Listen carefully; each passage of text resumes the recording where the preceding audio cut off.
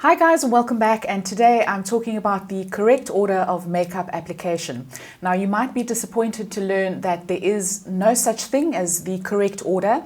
As much as you may think there are rules in makeup, there are just as many exceptions that contradict those rules, a little bit like the English language. So there are no hard and fast rules, but in today's tutorial I'm going to give you a few guidelines, and these are things that I use, and as I go through the makeup application I'll explain the logic behind them, and hopefully these will go some way to giving you a little bit of help if you are a little bit betwixt and between. You don't know whether to apply concealer before foundation, bronzer before blush, etc, etc. So first of all, starting off with a prepped skin, you would apply your primer first. Now I'm not really a primer girl, but for the purposes of today's video I have applied a little bit of primer, and I just apply it mainly to my oily T-zone. So that would be your first step if you do use primer. Next I'm going in with foundation and just applying that all over the face. I'm going in with a MAC Studio Fix today. Now the reason that I apply my foundation before my concealer is that I don't like to use a lot of concealer, and I find that applying foundation first gives me a very good idea about what is left to conceal under the eye area. So I like to use as little under eye concealer as possible, and I find that by applying my foundation first it gives me a good guide as to how much I really need to apply under the eyes. So this way I don't over apply and use too much concealer. So now that the foundation and the concealer has been applied, next I will go on to the brows, and I do the brows at this stage firstly to get rid of any foundation that may have made its way into my brow hairs. So I tend to brush them up just to get rid of any product that might be in there. And then I go in with a brow pencil. And I find that brows are so important in terms of framing the face and giving us a kind of structure to work with. So I really like to do them first because it really sets the tone for whatever else I'm going to be applying to the skin in terms of color. Now that I have the eyebrows done, I will do my eyes next. Now I just wanted to point out something I didn't mention up front is the only time I would ever do my eye makeup before applying foundation is if I'm doing a really smoky eye and I'm using a lot of shadows where there can be some fallout. In an instance like that, I would definitely do the eyes first, and then I would come back and do the foundation afterwards. So now I will go on to applying the eye makeup. I generally start with the mobile lid and the crease. I like to do the top first, and then I will move on and put a little bit of shadow or eyeliner on the lower lid. And the reason I do this is because whatever I put on the lower lid is usually dictated by how heavy I've gone on the upper lid. So this way I get a really good idea of balance. I don't like to apply a very strong shadow to the lower lid.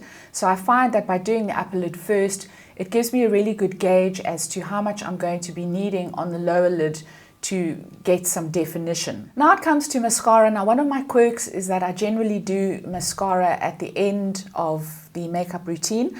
I find that it's just best for me because it allows me to clean up anything that I need to on the eye area. Once I have a look at the finished look and I can see the balance and I can see what I need to add a little bit more of, etc.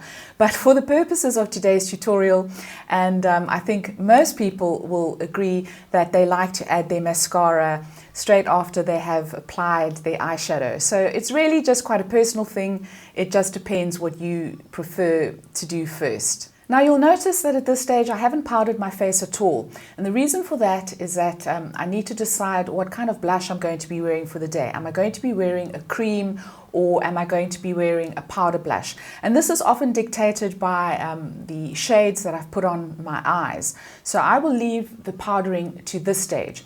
Now if I am going to apply a cream blush, then I won't powder the foundation. I will apply the cream first because you want to apply a cream to a cream, and this is very generally speaking. Some people do apply cream to powder, and you absolutely can, but I'm just using a very easy example for the purposes of this tutorial, that if you do want to apply a cream blush, it is often better to apply it to the cream foundation before you've powdered. So today I've decided I'm going to go in with a powder blush. So in this case, I am going to powder down the foundation first. I do have normal combination skin, so I do wear powder on most days, and this would be the time where I would powder down the foundation. If I'm going to be using a cream blush, then I will still powder the makeup, but I'll usually powder at the end, and I'll just powder the areas where I tend to get shine throughout the day. Now we're going to be talking about bronzer and contour, and I guess the conundrum is, do you apply your bronzer and your contour before your blush? Well, it really just depends. You can actually do it in either order. I have been known to apply my blush first and then to go in with a little bit of contour or a little bit of bronzer. Today I'm going to be using a little bit of bronzer first. I do find that applying contour or bronzer first definitely gives you a great guide about where you're going to be applying your blush a little bit later. And I like to keep everything quite high, so I find that applying the bronzer first kind of gives me that definition that I'm looking for, which is going to dictate where I apply my blush afterwards. So I'm going in, now that I've applied my bronzer, I've given my skin a little bit of definition. I'm now going to go in with the powder blush, and I am going to use two different powder blushes today. So the first one I'm going in with is a matte powder blush, and this again is just to give my cheeks some definition. And then I'm going to go in, instead of with a highlighter, I'm going to go in with a slightly more shimmery blush. And this I generally go in onto the apples of the cheeks if I want an extra bit of glow. But this step is of course optional, and of course you can use as many different powder blushes that you want to. It is totally up to you. But this is the order that I apply them in if I am going to be using a matte blush and then a slightly shimmery powder on top of that. So now that I've got the cheeks done, I then tend to go in again with my bronzer. So my cheeks will just give me an indication of whether I need to warm up the face a little bit or add a little bit more bronzer to the face. And this is a time when I would generally sculpt out my jawline and also add a little bit of bronzer to the perimeter of the face. So I'm just looking at the face as it stands and getting an idea of balance, and this is probably the time where I would decide what to take away. So in other words, which color I need to pare down. Maybe my bronzer needs a little bit more blending. So this is the time when I would do that and just add the kind of finishing touches, you could call them. And then finally I will do the lips, and that's generally because the colors that I've used on my face will normally dictate the color of the lipstick that I'd like to use.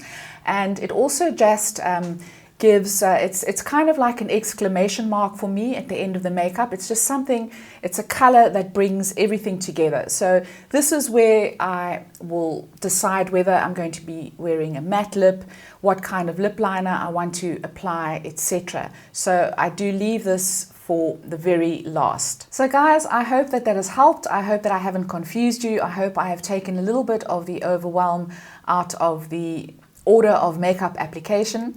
Again, it really is quite a personal thing, and these are just things that I do for myself that make the most sense to me.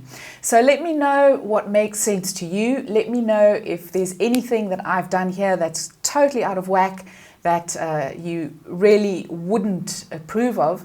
Let me know in the comments down below. I'd love to hear your thoughts. If you enjoyed this video, please give it a thumbs up. Please don't forget to subscribe, and I'll see you next time. Ciao, ciao.